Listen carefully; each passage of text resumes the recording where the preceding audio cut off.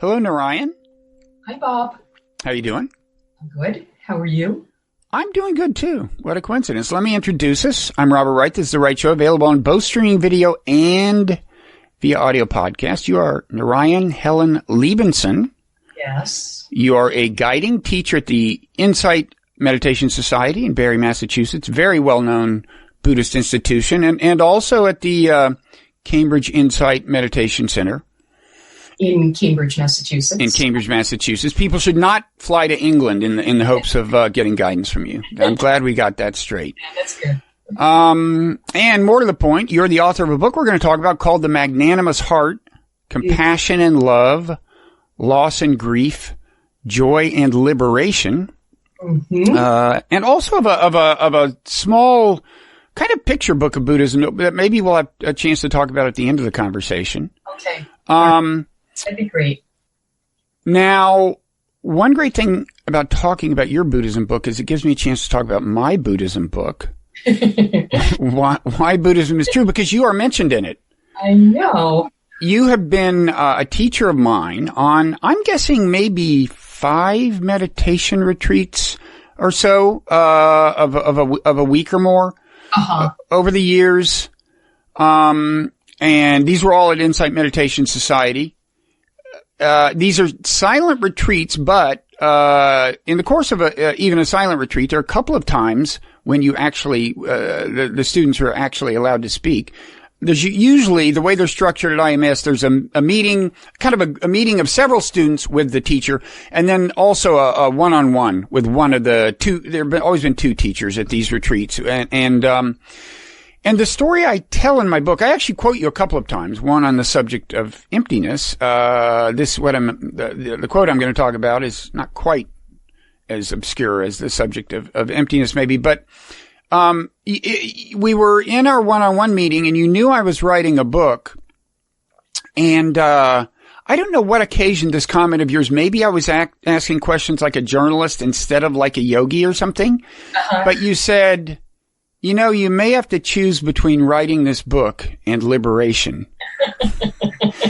And I do remember that. Yeah, well, for better or worse, I made my choice. So I guess no liberation for Bob. Do you remember what you meant by that? Well, I remember that you were talking actually, this was like a bad yogi thing, because you were talking specifically. Wait, you're saying I was being a bad yogi? You were being a bad yogi because that's a little bit of a judgment it sounds like you're making, but okay. Like the Zen thing. This is like a hit the head. It's intense. Yeah, sorry. But you were talking about going to the forest refuge, and I was happy you were going to go to the forest refuge. We should say the forest refuge is something for people with a certain amount of meditative experience. It's an appendage of IMS, but there's less guidance, so you need to be a pretty experienced practitioner. You can stay a long time and so on. Sorry, go ahead.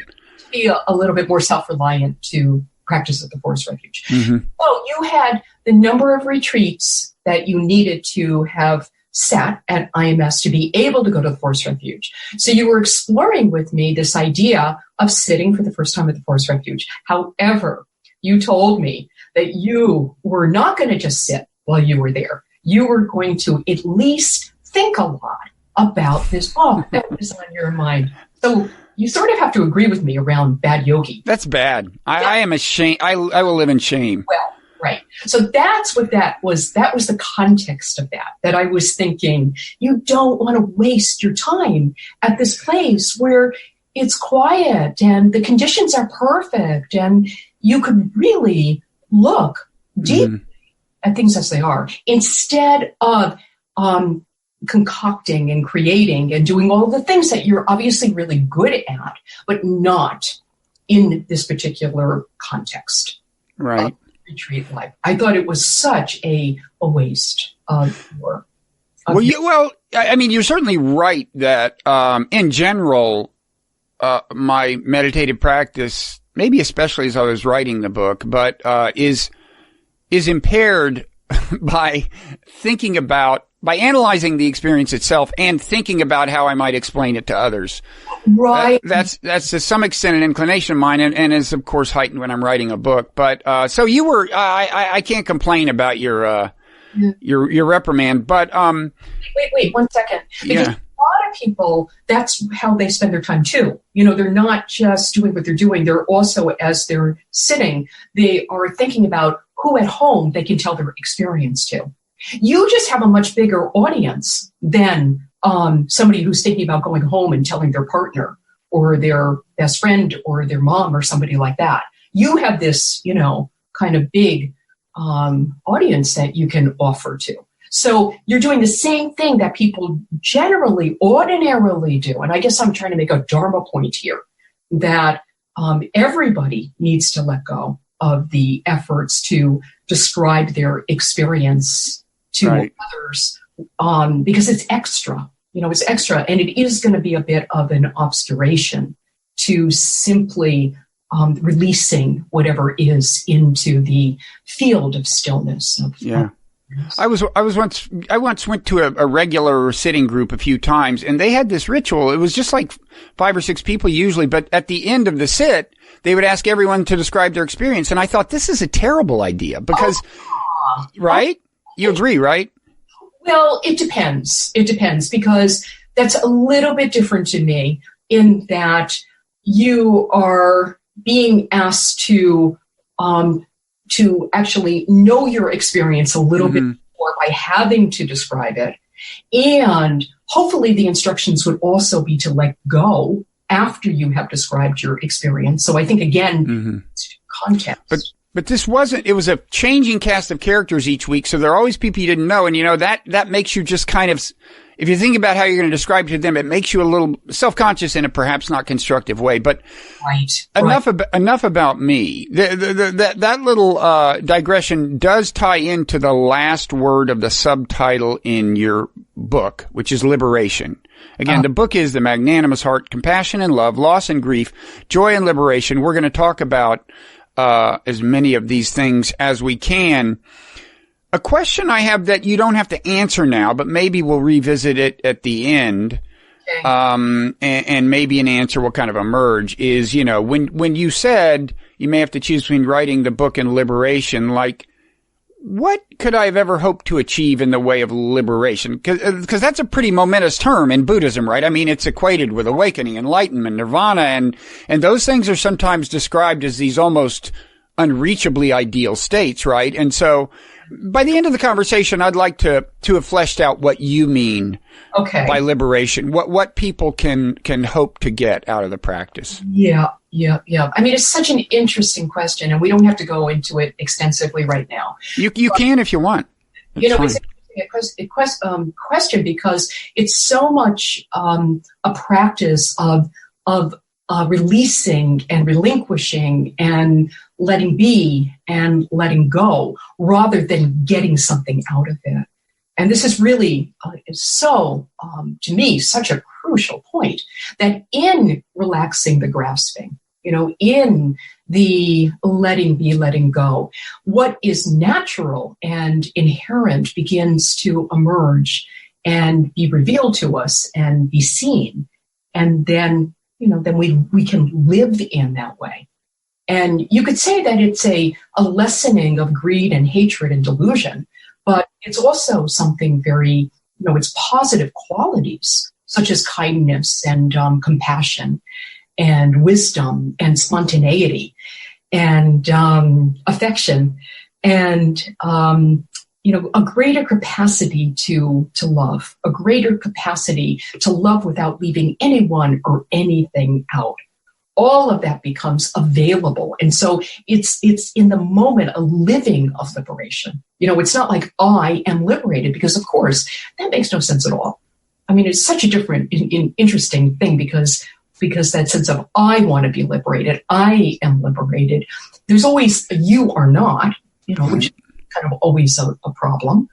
But liberation is this sense of inner contentment or inner wholeness or balance of being that is expressing itself from moment to moment.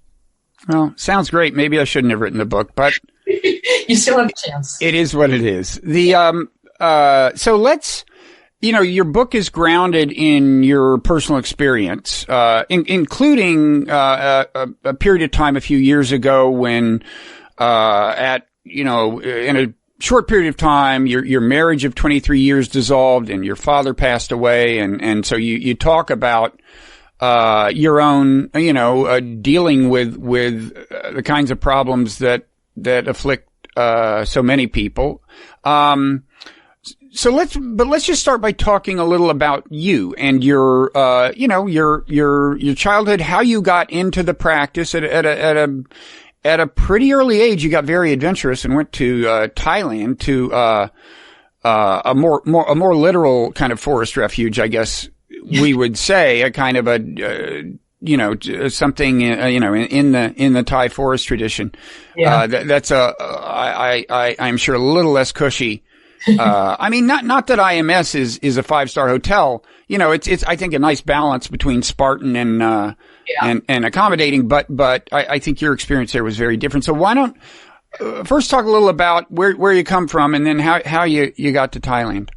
Yeah, because Thailand, of course, one is dealing with snakes and scorpions and bats and rats and. Good example of things I didn't encounter at IMS. A little bit different than even if, I was a Girl Scout, but it didn't really matter in that situation. Yeah, the conditions are just, they're just quite different than they are at IMS. Yeah. So you say that when you were young, you were a very sensitive child. Your mother, I think you described as, you describe your parents as wonderful people, but you say your mother was had a kind of ongoing existential angst or something? Yeah, my mother was Catholic and my father was Jewish. And, my mother had kind of, it seemed like this free-floating anxiety that, of course, I was a child, so I didn't know exactly what she was anxious about anyway. But it also seemed that it was not always object-oriented, that it was about many different things. This sense of this conditioning around worrying and being anxious and this and that. And I feel like I picked up on that with her, and I lived in that way, and I was afraid a lot. I was afraid at night, going to sleep when I was just in this suburban house, and nothing was really wrong. There was a lot of fear going on, and I had to find a way to handle it or to work with it. And I feel that that's really where my meditation practice began, is trying to work with my mind, because I didn't feel like I had any other avenues or options. Did you start doing this just on your own without even having encountered the Dharma? Yeah. I started doing it alone in bed. One thing I started to do was to say my name over and over again, to repeat my name to myself over and over again. Which was Helen at that point, or? It was Janet.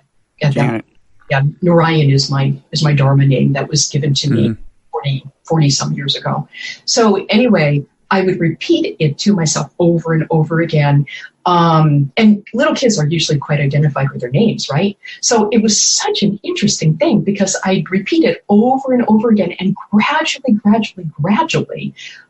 it would open me up to something where that sense of self had lessened and something bigger was available to me. So it was this quirky thing that I don't know how I even thought of doing it, but it was a great practice for a while in terms of working with the sphere. Mm-hmm. Kind of like a mantra, but it did matter that it was your name, that it referred to you? It mattered that it was my name, because I think that saying my name over and over again started taking the emphasis off of it. Mm-hmm. It's almost like just a name. It's not who you are. It's not my name. It's what you're called. I think some of that started happening. That's intense. For how old were you when you were doing this? Everything seemed to start around the age of 8. So that's really God. I would kind of say that I was around 8 when this happened. Oh, man, I was playing Army at 8. No wonder you're more spiritually advanced than I am. I was weird, I was definitely weird. There's no one in my family that wouldn't agree with me. Well, that's something we have in common, but they mean weird in a less flattering way in my case, I think. No, sure. So you're kind of making progress in a sense in dealing with your anxiety as a child and through adolescence, or what? Yeah. And I don't know how this really fit in, but my sense was that growing up in an Italian Catholic neighborhood and having my mother Catholic, Irish Catholic, and my father Russian Jewish, somehow we were different from everyone else. And we were different than everyone else. And I think that actually kept me a little bit freer, possibly, in terms of being able to explore in the ways that I wanted to explore, meaning inwardly and being somewhat daring in that way. And that's where being in the library helped a lot too, where my parents would just drop me off at the library and sometimes fail to pick you up, I gather.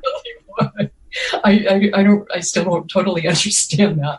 But anyway, I would be there for hours and hours. And nobody was saying you can read this, but not this. You can go to this shelf, the little kid shelf, but you shouldn't go there. So it was fantastic. I had full freedom to roam around the library and read whatever I wanted to. So, different ideas kind of started percolating because I was getting ideas from this bigger body. Did you read about Buddhism or any kind of related tradition or philosophy there? All I remember reading about was the principle or the belief in reincarnation, which, as you know, it's called rebirth, but it was about reincarnation. Mm-hmm. And I remember, I talked about this, I think, a little bit in the book. I remember at one point thinking, wow, this explains everything, In what way? Well, kind of that strangeness I felt in being in life and being embodied and the oddness of the whole thing. How did this happen? Kind of thing. So you mean just the idea that this particular incarnation is just the thing you're inhabiting at the moment? It's not the fundamental thing?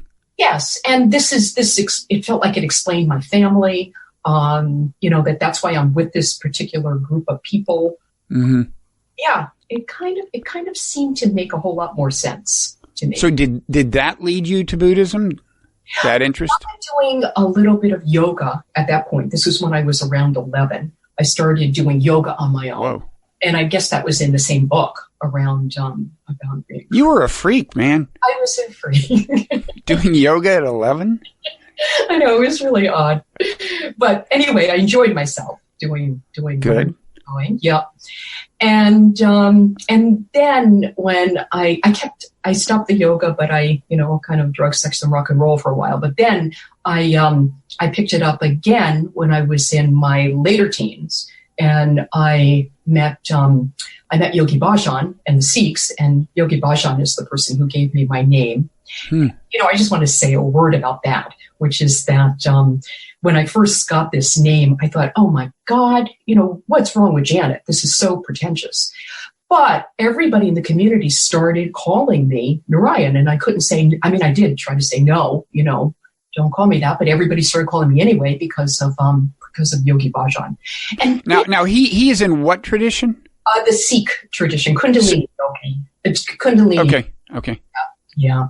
So I understood something though by being called Narayan, instead of the resistance I had with this name Janet. Would you do this? Would you do that? No, I don't want to do that. I don't want to do this.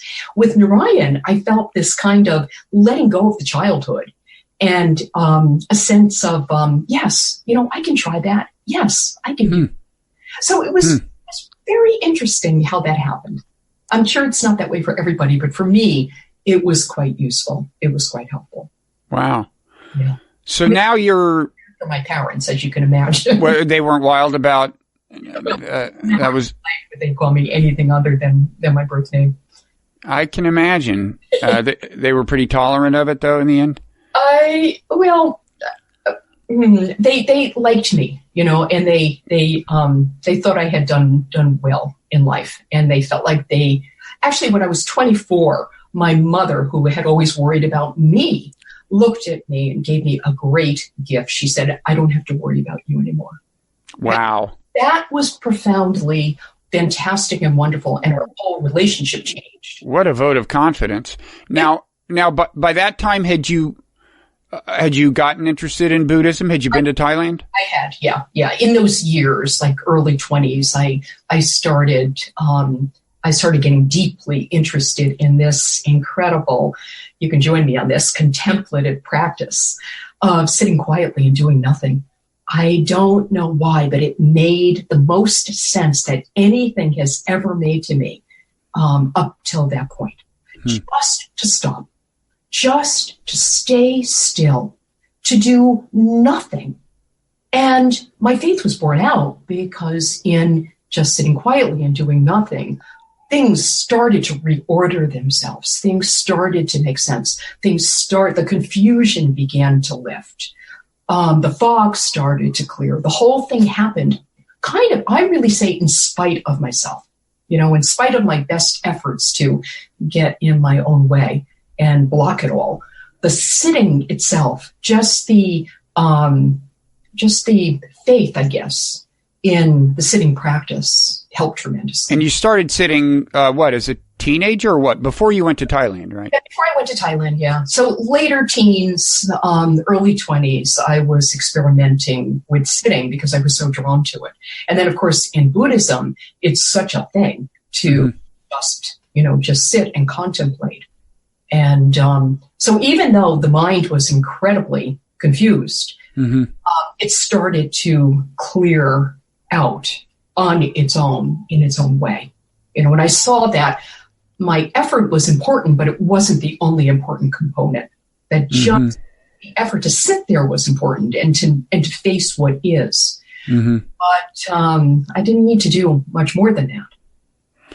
Yeah, it is when I sit every morning and, sometimes, 20, 30 minutes will go by and my mind is just a jumble. There'll just be a lot on my mind. But, typically you eventually get to a point. I sit for 40 minutes and usually, by 40 minutes, even on a bad day, there comes a moment, and it's kind of surprising how much of a threshold it can seem like just suddenly you move into a slightly different space. I don't mean it's this transcendental, highly dramatic thing. Right. There just is a calm, and you might be suddenly aware of sounds you had been completely oblivious to or something, but there's a quality of observation that is very calming.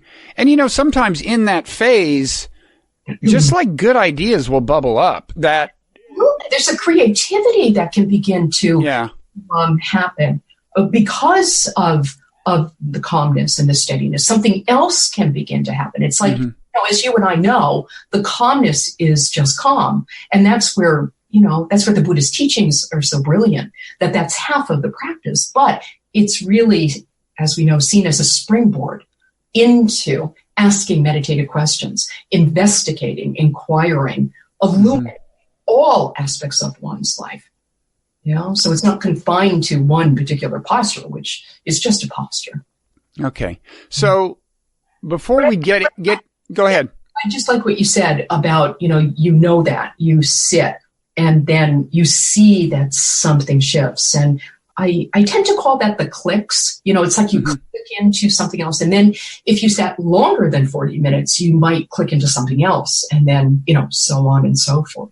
The more that you can sustain attentiveness, or have that intentionality around attentiveness, loving attentiveness, you allow shifts or changes to happen.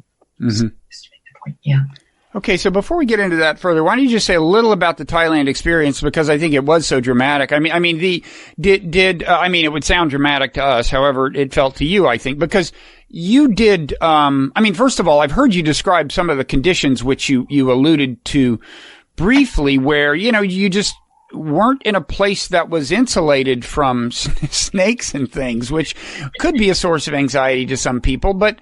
There's also, I gather, the sheer duration of were these like, multi-week, multi-month retreats or what?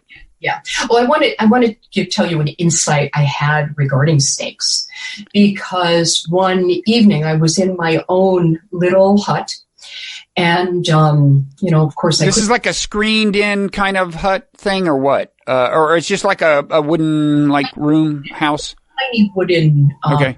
building, right, okay. Where a lot can get in. My first night, one of those, I can't remember what they're called, but those lizards, those gigantic lizards, really big, came in and found a home over my head. And I had a meeting with one of the monks there the next day. And I don't know why, I just expected that this monk would see this as a terrible thing and help me to get it out, or send someone over to remove it, because it was just so huge and frightening looking.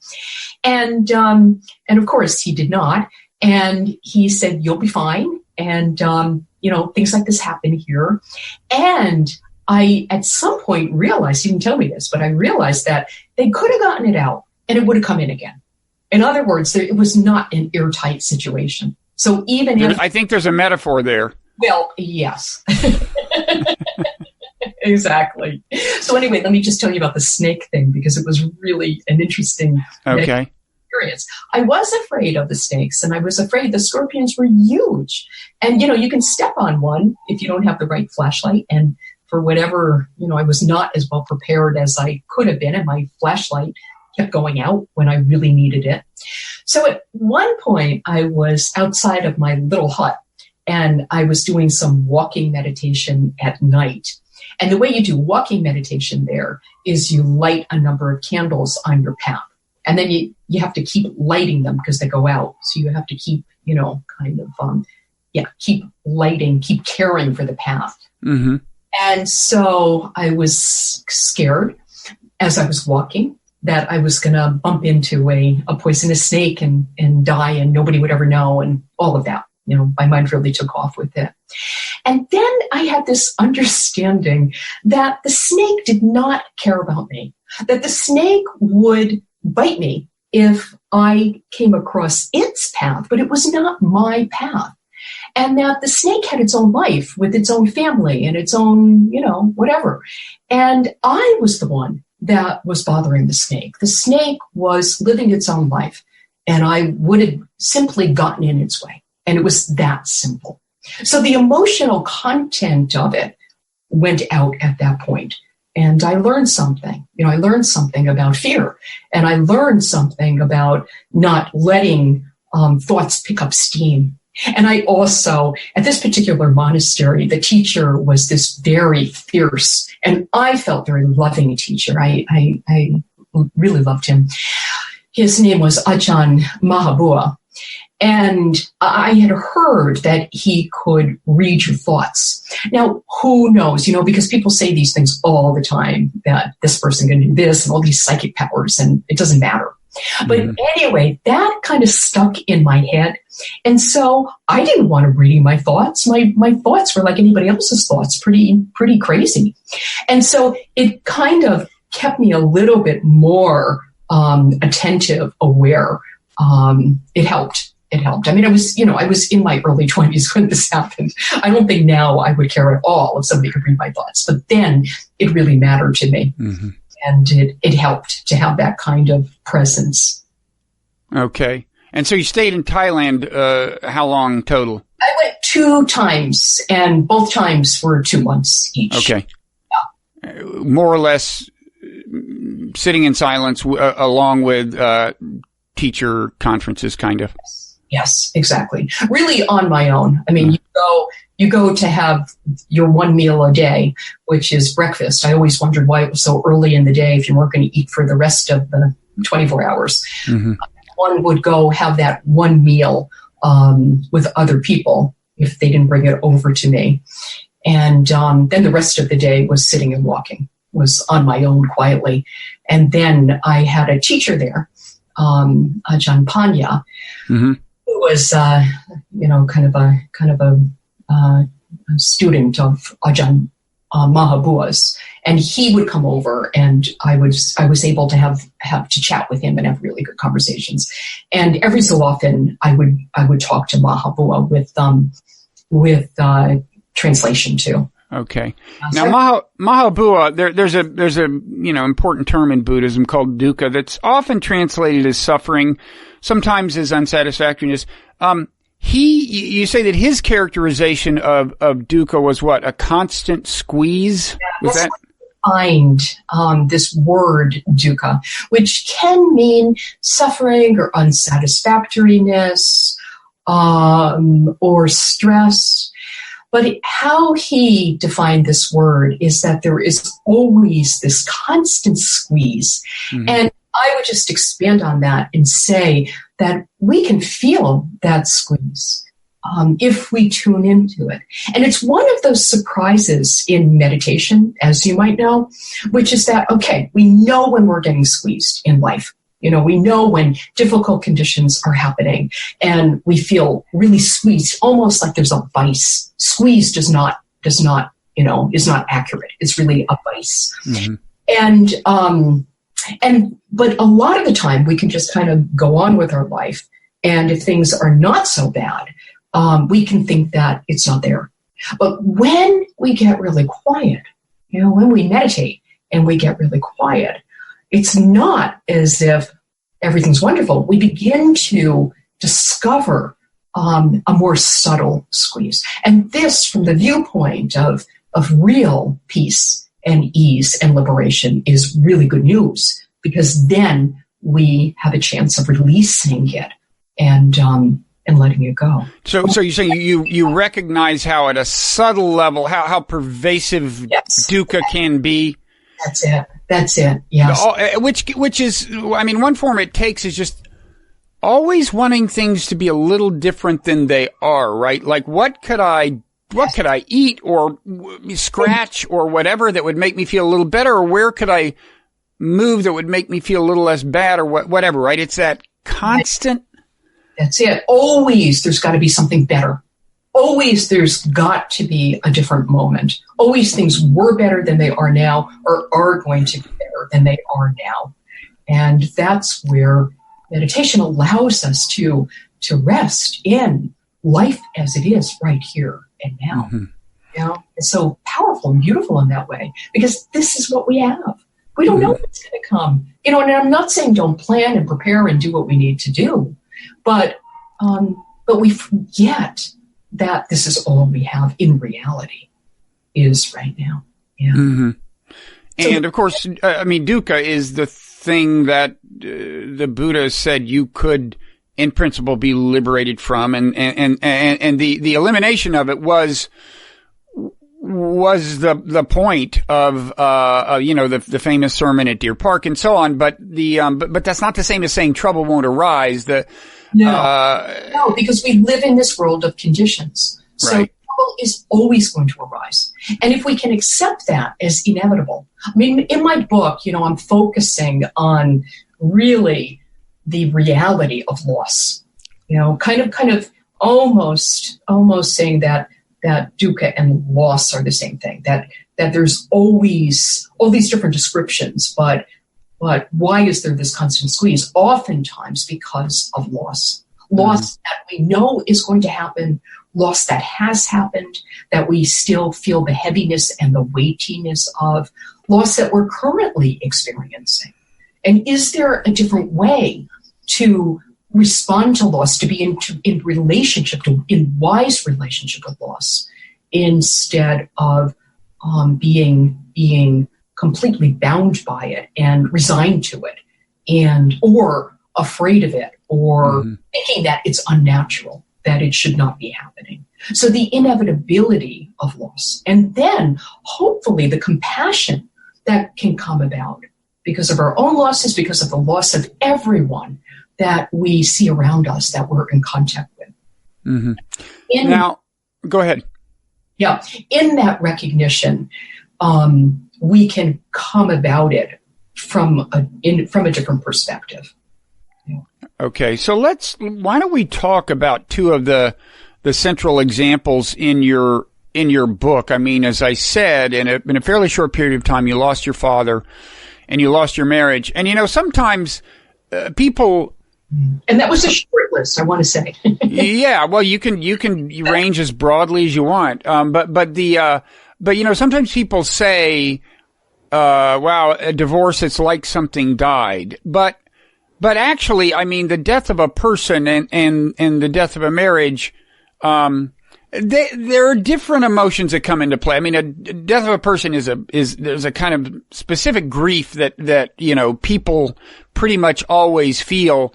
And I would guess that the breakup of a marriage has all kinds of emotions you got to deal with. I mean, not that the death of a person doesn't, but it's certainly not like just deal with the grief of the marriage ending. I mean, I'm sure there are, feelings not entirely charitable, inevitably some not entirely charitable thoughts at least some points about the other person. There's, there can be, did I do something wrong?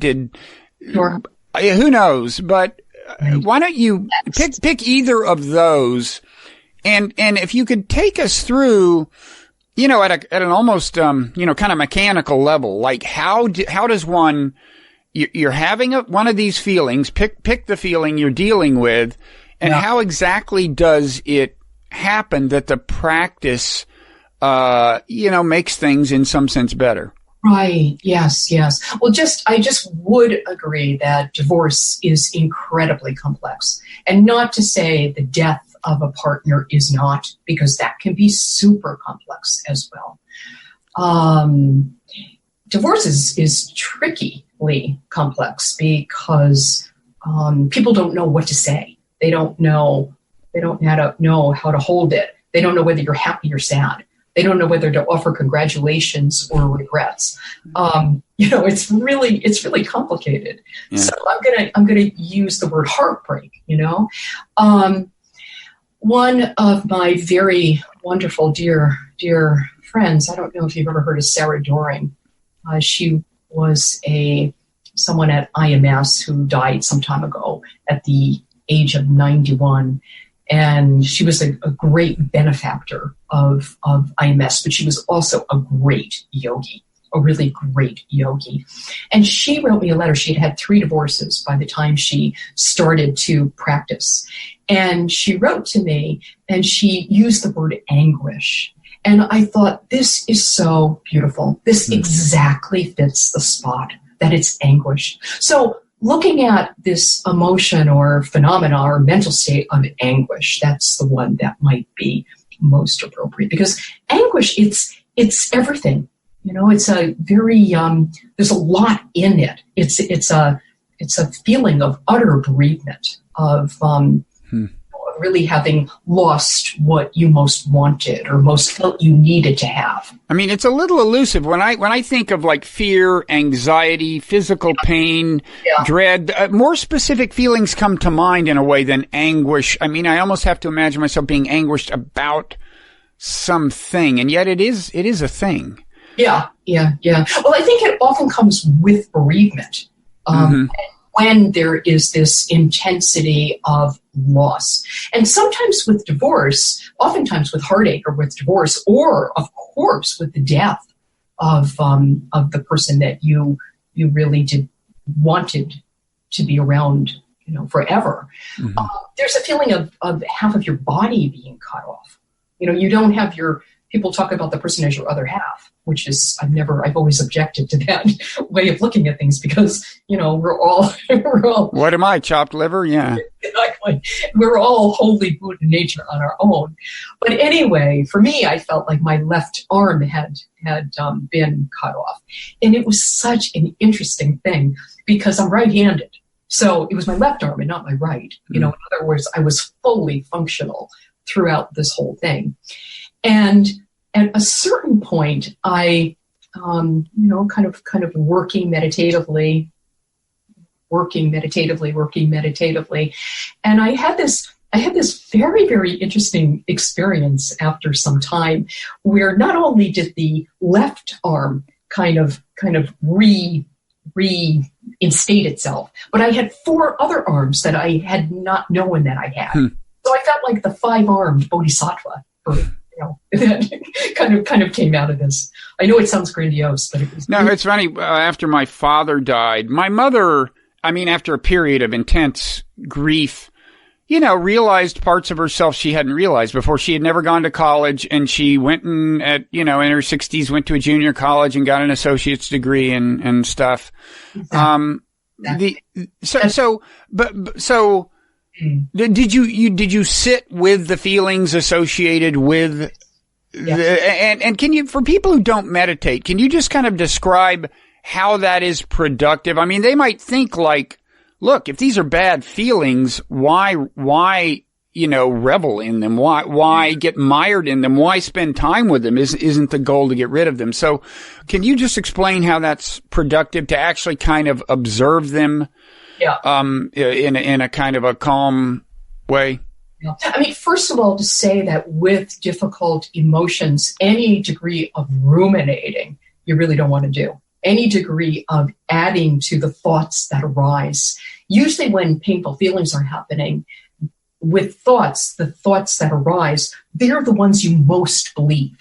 And it's the time when you should most not believe your thoughts, is when a painful emotion is happening. So you have to kind of remind yourself of the Dharma, that these thoughts are just empty phenomena arising and passing away. And they are not describing the way things are. They are energetic currents in a sense. And meditation can give you enough detachment to almost, some people might quibble with the word detachment, but you know what I mean? To actually almost see the connection between the feelings and the thoughts and actually almost perceive that the thought is in some sense a product of the feeling, or in any event doesn't have some kind of independent validity. That's it, yes. And this is where the training comes in, because, by the time this had happened, I had a lot of training. And so all of that training was enabled in the service of recognizing something really painful happening, and then also seeing that possibly this is a real opportunity. This is a real path, a real invitation into a greater degree of freedom that I hadn't, been aware of before. So ruminating is out, obsessing is out, thinking about what's happening. All of this, when the mind is somewhat trained, the mind is still quiet. It's not like you're tormented by your thoughts anymore. That's one of the great, wonderful things that comes out of meditation, is one is no longer tormented by one's thoughts. So, in working with a feeling, with an emotion, allowing it to be in your body and allowing it to be experienced in your body, making some room for it, making some space for it, sitting with the pain of it or the congestion of it, and experiencing it change, experiencing for yourself its impermanence. Because if you look attentively at anything, you're going to see its fluidity. You're going to see that it's not what it initially has appeared to be. You're going to see that it's moving and flowing and shimmering and changing, just like everything else in this world. And so it begins to not stick out. It begins to kind of take its proper place in the world, be one phenomena among everything else, rather than sticking up as being such a problem. And so there's not this sense of I should or should not be feeling this, because you are feeling it. That is the way it is. This ego sense of, okay, I should or I shouldn't. And this could be anxiety, sadness, fear, whatever it is. Any problematic feeling. But the idea is although your instinct is always to try to get rid of it and run away from it, you in some sense do the opposite and accept it, and that yes. Can liberate you from it. Exactly. Yes, because the resistance to anything is what keeps it locked in. The aversion, the pushing it away, the thinking it shouldn't be happening, that's what keeps it imprisoned, keeps it in its special place. So the opposite of that, the welcoming, the breathing with, the yes, the okay, more of this, kind of being daring and seeing if even more you can ask for. You start to see into it in a very, very different way. And then it's like lightning flash in the sky. It's not the sky itself. It's just a flash of lightning that comes and goes, that is clearly not who you are or not a description of reality. Right. Yeah. The different people have different ways they like to talk about this. To me, it seems like there's an important sense in which you are viewing your feelings more objectively than usual. Not everyone likes to talk that way. Does that seem like a fair? It's okay. I don't want to quibble about that. Yeah. Because I think those are just words. You just there has to be the knowing. As Ajahn Mahabua says, in the knowing is where the safety lies. Like anything can happen as long as you know it. If you don't know it, that's where you're in dangerous territory, meaning things can really pick up steam. But if you know it, then you're safe. So a moment of knowing is really different than obsessing and adding the narrative to it and adding the sense of identity to it. Now this is who I am. This is my feeling. Yeah. As opposed to just a feeling. Well, also that this feeling means that my life is going to go in a particular direction because of this feeling. Or I am this kind of a person or that kind of a person, and limiting possibilities in that way. And I know there's a point in your book, maybe more than one, where you talk about perceiving kind of the universality of feelings. And I hadn't really thought about it quite that way, but it's related to my using the word objectivity. In other words, you kind of get a sense that this, I don't know if you explicitly think this, but people everywhere are having this same feeling. It's just a generic thing. It isn't really saying anything. It just happens. Part of your humanity. And it actually, if you hold it in the right way, it definitely makes for greater capacity for compassion because of understanding what we all go through on this earth. This understanding that really this earth is soaked with our tears. Mm-hmm. And so are we resigned to that? Or are we understanding of that, compassionate about that, sympathetic to that? And can we also look at the rest of the path?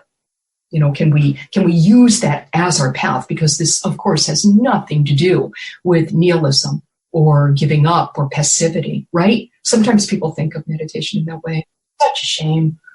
It's such a shame. This requires great sense of vitality, and that it offers this sense of inner aliveness.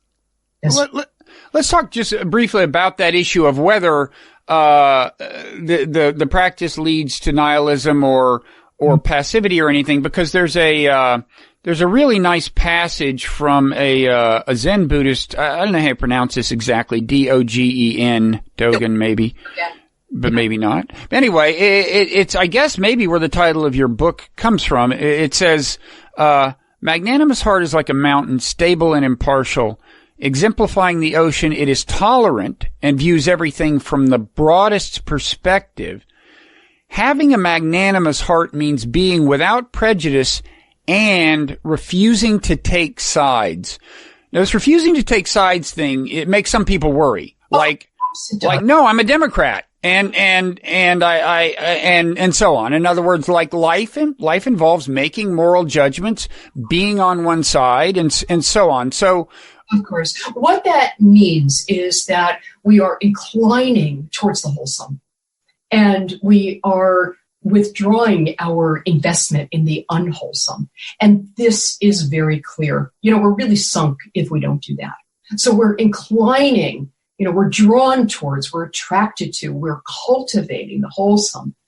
And we are also at the same time, as I said, letting go of the unwholesome, of greed, of hatred, of delusion, which pretty much sums up the ills of the heart and why this world is in the shape that it's in. But we're not attached to it. That's what not taking sides means. We don't end up, I'm a good person. I mean, look at the ills in this world through people saying, I'm a good person, right? I'm a good person, right? That's what not taking sides means. It does not mean that we don't stand up for what's right. It doesn't mean that we don't do our best to alleviate the immensity of suffering in ourselves and all around us. I mean, actually, practice offers us this kind of energy and creativity to be able to make a difference in this world. Instead of just being idealistic about it or just mental about how others are not, to take responsibility oneself for alleviating suffering. So it's a kind of a compassionate intervention.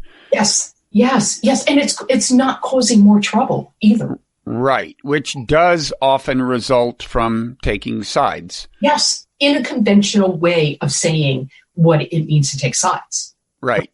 In a Dharma way, not taking sides. Or did we get mixed up there? Or did I get mixed up? No, I don't think so. I mean, in other words, you don't mean not making a judgment about which part of some conflict, right, needs the intervention, maybe, but there is in Buddhism, a real emphasis on what is called like skillful action. Yeah.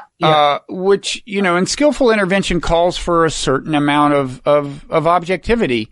Yes. And psychology has been telling us more and more in recent decades about these cognitive biases, these kinds of egocentric cognitive biases that foster kind of tribalistic behavior. And you see it in our politics and so on.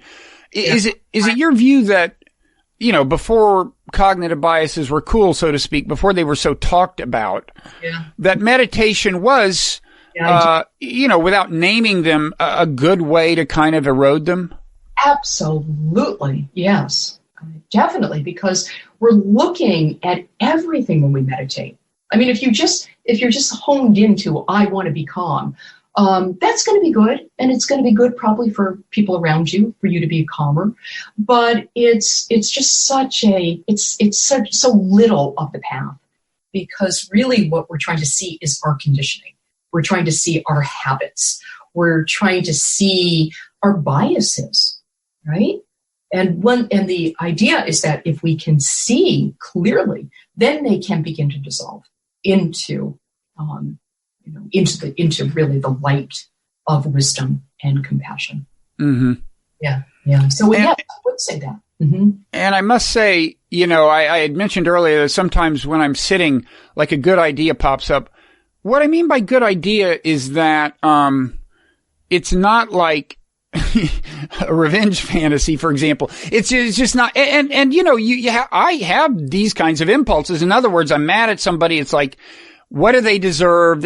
It tends just not to be that kind of thought, and it's actually often a thought involving, a kind of collaboration with someone or some kind of, it's a qualitatively different kind of idea that springs up when you reach that point of calm.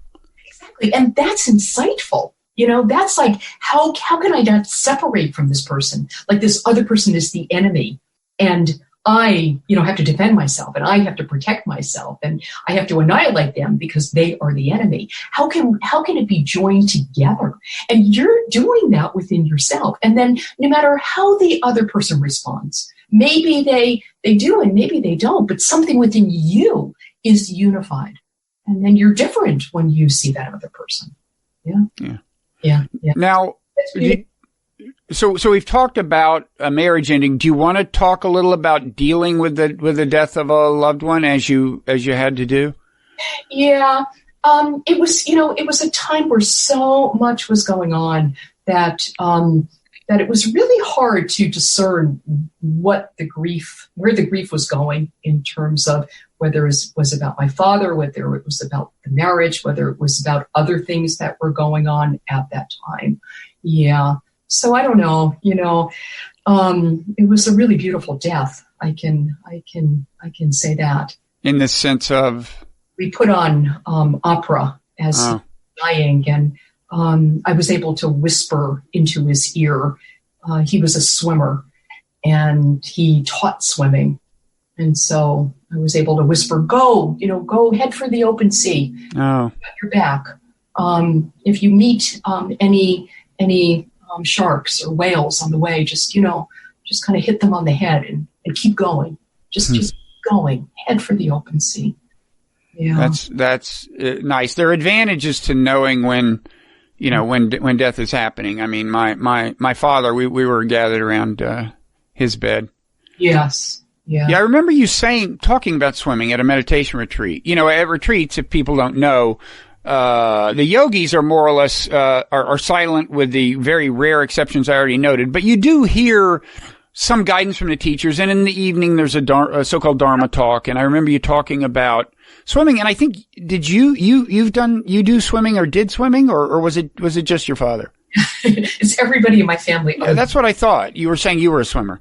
No, everyone in my family other than me. Other than you. Okay. Yeah. So I had to learn how to swim because, that was what was going on. But no, I wouldn't say I was. You abandoned the family tradition. Exactly. But I want to say something about the book, because something that has gotten back to me in terms of those who have read the book is people are giving this book to family and friends who have had a recent loss of a loved one, whether because of heartbreak or death or divorce or geography or whatever it might be. And it's really wonderful to me and heartening that it's people are telling me that it's helping, because in the midst of loss, everything is so raw. I mean, you need to be supported in exactly the right way, because it's so incredibly tender and raw. So, I don't know for everybody, but I am getting this very positive feedback about it hitting the spot and being of help. And I'm really happy about that, because I didn't expect it. Yeah. I thought this was a book that might be more that you really needed to have some meditative experience. I did write it basically as a love letter for my oldest of students. And I thought those are the ones that are really going to, benefit from this book. But people are giving it to people, friends and family who don't know anything about meditation, and it's been helping. So it's a surprise, and I'm really, really happy about that. That's great. Well, loss, I mean, as you note in the book, there are a lot of kinds of loss. It's a recurring problem. We barely scratch the surface of the kinds of loss, I guess. Well, right. Yes. And there's profound loss. I mean, in the book, I talk about heartache is so common, right? Death of a parent is so common. People experience horrific loss in this life. So I'm really saying that loss is dukkha is loss. And how can it be seen and experienced in a way that alleviates the heaviness, alleviates the accumulation that can happen throughout a life, loss after loss after loss. Where does joy come in? Where does a depth of wisdom and understanding? Many people have, regardless of meditation, because of having moved through experiences of loss with, whatever means they had at their disposal. And I think we should emphasize something that's probably already clear to people, but we're not talking about a buffering from the feeling. I mean, you want to feel the feelings that are naturally associated with the loss of a loved one. I mean, it would be a dishonor to them not to, and there's a sense in which through meditation you are more in touch with them and more in a I don't know, maybe appreciative of them is too much, but I mean, you are appreciative of them is the right way to put it. Sometimes, moments of grace of appreciation, that it really means that you deeply loved. Yeah. Feelings that you're feeling. It means something. It's our humanity. It's not, I mean, this is so important in practice, is not to get esoteric and not to get out there, and to remember that, yes, inner freedom is possible, and we have to remember our humanity. Yeah. We have to relate to one another with a depth of affection and the understanding of how terrible life can be at times, right? Yeah, I think it's crucial. Okay. Well, is there anything else you want to say about the book? I definitely want you to hold it up to the camera. Okay. And I'll show you my little book. Show both of the books. First, there's that, The Magnanimous Heart, the one we're talking about. And I'll show you the cover, which I really love. Point out on the cover that I asked for, by the way, my publisher is Wisdom Publications. Right, which does a lot of Buddhist stuff, a huge range, including, actual scripture and. They are wonderful. Yeah. And it's so wonderful to be able to say wisdom, asked me to do this, or wisdom asked me to do that. So anyway, they asked me what I wanted for the cover, and I said that I'd love something like clouds and sky. So they came up with this beautiful clouds and sky, and then also that little bird there, that lucky bird on a wire. I love that little bird. Everybody asks me what kind of a bird it is, and nobody really seems to know yet. I'm not a birder, so including you don't know. I have no idea. No one has told me told me it yet. We'll get to the bottom of this. Now, what about your little picture book, which I didn't know about before? Yeah. Well, it's only available at IMS and at CIMC at this point. Okay. At some point, I have a teacher page at IMS, so I think there'll be another place that'll be available too. There's probably a way to get it on Amazon, isn't there?